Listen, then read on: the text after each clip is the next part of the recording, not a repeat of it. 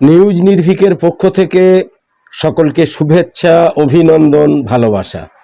কদিন যে ঠিকমতো সময়ে নিয়মিত ভিডিও আপলোড করতে পারছি না, তার কারণ হচ্ছে প্রথমত শরীরটা বেশ খারাপ, আর দ্বিতীয়ত এই শরীর খারাপের মধ্যেই পারিবারিক নানান কাজে এতই ব্যস্ত যে সেই সব জরুরি কাজ সামলে ঠিকমতো সময়ে ভিডিও আপলোড করা আমার জন্য খুব কষ্টসাধ্য ব্যাপার হয়ে দাঁড়িয়েছে।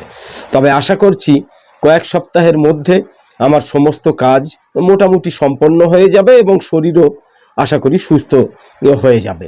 যাই হোক, আজকে যে বিষয়টা নিয়ে বলছি সেটা হচ্ছে শ্রীলঙ্কায় বামপন্থীদের জয় নিয়ে কিছু আলোচনা। 22শে সেপ্টেম্বর 2024 শ্রীলঙ্কার নির্বাচন কমিশনের তরফে ঘোষণা হলো রাষ্ট্রপতি নির্বাচনে জয়ী হয়েছেন জনতা বিমুক্তি পেরামুনার অর্থাৎ জেভিপির নেতৃত্বাধীন ন্যাশনাল পিপলস পাওয়ার এনপিপির প্রার্থী অনুরা কুমার দিশানায়েকে। 2014 সাল থেকে বামপন্থী রাজনৈতিক দল জেভিপির নেতৃত্বে দিশানায়েকে এবারের রাষ্ট্রপতি নির্বাচনে 37 জন প্রতিদ্বন্দ্বীকে পরাস্ত করেছেন তিনি, যার মধ্যে ছিলেন বিদায়ী রাষ্ট্রপতি এবং ইউনাইটেড ন্যাশনাল পার্টির রনিল বিক্রমসিংহে, ছিলেন নিকটতম প্রতিদ্বন্দ্বী সমাগী জনা বালাওয়েগায়ার সাজিদ প্রেমাদাসা, শ্রীলঙ্কা পরিজন পেরামুনা অর্থাৎ এসএলপিপির জোট এবং ইউএনপির মতো শ্রীলঙ্কার বহুদিনের রাজনৈতিক দলগুলো এতদিন প্রভাব বিস্তার করে এসেছে যারা রাজনীতিতে। এবারের নির্বাচনে এই দলগুলোই পিছনে পড়ে গিয়েছে শ্রীলঙ্কায়। শ্রীলঙ্কার সংসদে যদিও এখনো পর্যন্ত এই দলগুলোরই প্রাধান্য রয়েছে। মোট 225টা আসনের মধ্যে এসএলপিপি 105টা আর ইউএনপির 3টে আসন রয়েছে। দিশানায়েকের দল জেভিপির সংসদে আসন রয়েছে মাত্র 3টে। দেশের নবম রাষ্ট্রপতি নির্বাচনে দিশানায়েকের বিজয় একটা অত্যন্ত তাৎপর্যপূর্ণ ঘটনা। এবারই প্রথম দেশের মার্ক্সবাদী ধারার একটা দল রাষ্ট্রপতি নির্বাচনে জয়ী হয়েছে শ্রীলঙ্কায়। 1968 সালে জন্ম একেডি নামে পরিচিত দিশানায়েকে কলম্বো থেকে অনেক দূরের উত্তর মধ্য শ্রীলঙ্কার শ্রমিক পরিবারের একটা সন্তান। শ্রীলঙ্কার ছাত্র আন্দোলনের নেতা এবং জেভিপির একজন কর্মী হিসাবে কাজ করার মধ্যে দিয়ে তার বিশ্ব দৃষ্টিভঙ্গি গড়ে উঠেছে। বিশ্বের প্রথম নারী প্রধানমন্ত্রী সিরিমাভো বন্দরনায়েকের কন্যা চন্দ্রিকা কুমারতুঙ্গে 1994 থেকে 2005 সাল অবধি রাষ্ট্রপতি ছিলেন। সেই সময় জেভিপির সঙ্গে সমঝোতা গড়ে উঠেছিল তার। সেই সময় দিশানায়েকে সংসদের সদস্য নির্বাচিত হয়েছিলেন। কুমারতুঙ্গের মন্ত্রিসভায় দিশানায়েকে ছিলেন কৃষি, ভূমি এবং পশু সম্পদ দপ্তরের মন্ত্রী। এই দায়িত্বে থাকার সুবাদে প্রশাসক হিসাবে নিজের যোগ্যতা প্রমাণ করেছেন তিনি। পাশাপাশি কৃষি সংস্কার নিয়ে বিতর্কে জনগণকে সামিল করতেও সমর্থ হয়েছেন। রাষ্ট্রপতি নির্বাচিত হওয়ার পর আবার রাজনৈতিক আলোচনায় এটা মুখ্য বিষয় হিসাবে বিবেচিত হওয়ার সম্ভাবনা রয়েছে। 2019 সালেও রাষ্ট্রপতি নির্বাচনে প্রতিদ্বন্দ্বিতা করেছিলেন দিশানায়েকে, তবে সেবার পরাজিত হয়েছিলেন। খুব সামান্য ভোটই পেয়েছিলেন তিনি, কিন্তু তার জন্যে দিশানায়েকে বা এনপিপি দমে যায়নি। দিশানায়েকের জয়ের পর বিজয় সমাবেশে জনতার বিপুল উচ্ছ্বাসের ছবি কেউ অস্বীকার করতে পারছেন না। দিশানায়েকে বলেছেন যে দেশকে এক নতুন নবজাগরণ এবং সমৃদ্ধ দেশ, সুন্দর জীবনের আদর্শে চালিত করার লক্ষ্যে আপনাদের উপস্থিতি এবং 2024-এর রাষ্ট্রপতি নির্বাচনে সমর্থন সত্যিই প্রশংসনীয়। দিশানায়েকে রাষ্ট্রপতি পদে শপথ নিয়েই জানিয়েছেন, দুর্নীতির বিরুদ্ধে কেবল লড়াই চলবে তা নয়, দেশের রাজনৈতিক সংস্কৃতি বদলের জন্যও চলবে লড়াই। দুর্নীতি এবং বিত্তবান রাজনৈতিক নেতাদের প্রাধান্যের কারণে রাজনীতির প্রতি জনতার অশ্রদ্ধা বাড়ছে। এই পরিবেশ বদলাতে হবে। 2022 সালে শ্রীলঙ্কার রাজধানী কলম্বোকে ঝাঁকিয়ে দিয়েছিল আরাগালোয়া। আরাগালোয়া এই শব্দের অর্থ হচ্ছে প্রতিবাদ, যার পরিণতিতে রাষ্ট্রপতির প্রাসাদ দখল করে নিয়েছিল জনতা। প্রতাপশালী রাষ্ট্রপতি গোতাবায়া রাজাপক্ষকে তড়িঘড়ি দেশ ছেড়ে পালাতে হয়েছিল। আপনারা দেখেছেন সেসব জিনিস। এই প্রতিবাদের কারণ ছিল দেশের মানুষের অর্থনৈতিক সম্বলহীনতা, জ্বালানি, খাদ্য এবং ওষুধের মতো নিত্য প্রয়োজনীয় দ্রব্যের অভাব তাদের রাস্তায় নামতে বাধ্য করেছিল। শ্রীলঙ্কা বৈদেশিক ঋণের দায়ভার মেটাতে ব্যর্থ হয়ে দেউলিয়া হয়ে যায়।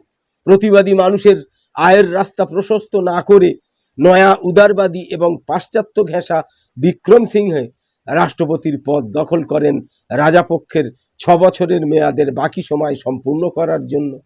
রাষ্ট্রপতি হিসেবে বিক্রম সিংহের অপদার্থ শাসনকাল ওই বিক্ষোভ এবং প্রতিবাদের অন্তর্নিহিত কারণগুলোর কোনো সমাধান করেনি।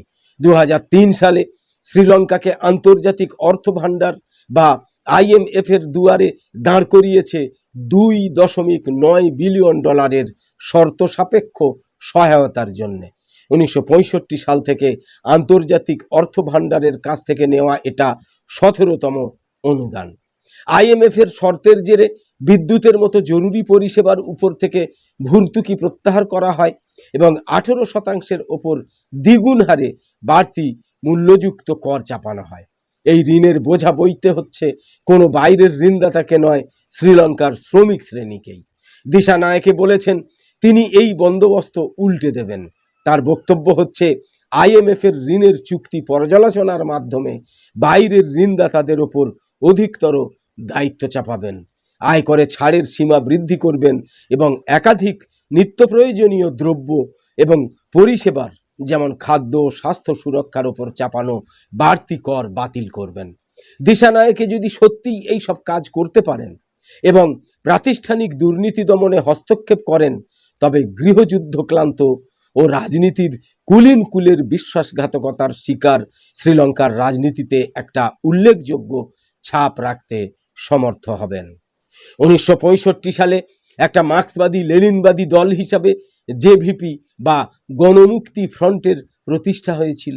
রোহানা উইজেউয়ার 1943 থেকে 1989 নেতৃত্বে এই দল 1971 এবং 1987 থেকে 1989 সালে দুবার অন্যায়, দুর্নীতিগ্রস্ত এবং নিয়ন্ত্রণাধীন ব্যবস্থার বিরুদ্ধে সশস্ত্র অভ্যুত্থানের চেষ্টা করেছে। দুটো অভ্যুত্থানই নৃশংসভাবে দমন করেছে সেই সময় রাষ্ট্র, যার ফলে উইজেইউরা সহ হাজার হাজার সদস্যকে হত্যা করা হয়েছে। 1989 সালের পর জেভিপি সশস্ত্র অভ্যুত্থানের পথ পরিহার করে সংসদীয় নির্বাচনে অংশ নেওয়ার সিদ্ধান্ত নেয়। জেভিপিতে দিশানায়েকের পূর্বসূরি নেতা সোমা ওয়ানসা আমেরা সিংহে 8 দশকের শেষে দলের প্রধান নেতৃবৃন্দের হত্যার ঘটনার পর দলকে পুনর্গঠন করেন। নির্বাচনী সংগ্রাম এবং সামাজিক ক্ষেত্রের লড়াইয়ে সমাজতান্ত্রিক নীতির অভিমুখ রেখে দলকে একটা বামপন্থী দল হিসাবে গড়ার দায়িত্বও এরপর নেন দিশানায়েকে। জেভিপির এই চমকপ্রদ অগ্রগতি, দিশানায়েকের প্রজন্মের অবদান, যারা বয়সে দলের প্রতিষ্ঠাতাদের চেয়ে অন্তত 20 বছরের ছোট এবং যারা শ্রীলঙ্কার শ্রমজীবী জনগণ ও দরিদ্রতর মানুষের মধ্যে দলের আদর্শগত ভিত্তি প্রথিত করতে সমর্থ হয়েছেন। তবে দলের কিছু নেতার সিংহলি জাতীয়তাবাদের দিকে ঝুঁকে পড়ার প্রবণতা রয়েছে, বিশেষ করে যখন সশস্ত্র উগ্রপন্থী বাহিনী LTTEর কর্মতৎপরতার বিরুদ্ধে রাষ্ট্রের নীতি নির্ধারণের প্রশ্ন এসেছে। দলে এই প্রবণতার প্রেক্ষিতে তামিল সংখ্যালঘু জনগোষ্ঠীর সঙ্গে সম্পর্কের প্রশ্নটা থেকেই যাচ্ছে। স্বজন পোষণে ডুবে থাকা দুর্নীতিগ্রস্ত অভিজাত শাসকবর্গের সম্পূর্ণ বিপরীতে দিশানায়েকের ব্যক্তিগত সততা এবং জাতিগত বিভাজনের দৃষ্টিভঙ্গির ঊর্ধ্বে উঠে শ্রীলঙ্কার রাজনীতিকে পরিচালনা করতে চাওয়ার মানসিকতাই তাঁর এই উত্থানের প্রধান কারণ। এই নির্বাচনে জনতার রায়ে এই সম্পত্তিবানদের ধামাধরা রাজনীতিবিদদের উপর থেকে ভরসা উঠে যাওয়ার লক্ষণ স্পষ্ট। বাম সংকীর্ণতাবাদের প্রত্যাখ্যানও জেভিপির পুনঃ প্রতিষ্ঠার একটা কারণ। 21টা বাম ও মধ্য বাম সংগঠনকে নিয়ে জেভিপির উদ্যোগেই ন্যাশনাল পিপলস পাওয়ার NPP জোট গঠিত হয়েছে, যাদের অভিন্ন কর্মসূচি হচ্ছে শ্রীলঙ্কার জনগণের বৃহত্তর অংশের স্বার্থে দুর্নীতি এবং IMF এর চাপিয়ে দেওয়া ব্যয় সংকোচন নীতির মোকাবিলা করা। NPPর কিছু কিছু অংশীদারদের মধ্যে তীব্র নীতিগত মতপার্থক্য থাকলেও রাজনীতি এবং কর্মসূচির ক্ষেত্রে অভিন্ন কর্মসূচির প্রতি দায়বদ্ধতা ঘোষণা করা হয়েছে। এই কর্মসূচিটা স্বনির্ভরতা, শিল্পায়ন এবং কৃষি সংস্কারের অর্থনৈতিক আদর্শের ভিত্তিতে তৈরি হয়েছে। এনপিপির প্রধান শক্তি হিসাবে জেভিপি দেশের গুরুত্বপূর্ণ ক্ষেত্রগুলোর, বিশেষ করে জ্বালানি ব্যবস্থাপনার মতো জরুরি ক্ষেত্রগুলোর জাতীয়করণ এবং প্রগতিশীল কর ব্যবস্থা, মানে ধনীদের করভার বাড়িয়ে দেওয়া এবং সামাজিক খাতে ব্যয় বৃদ্ধির মাধ্যমে সম্পদের পুনর্বন্টনের সপক্ষে অবস্থান নিয়েছে।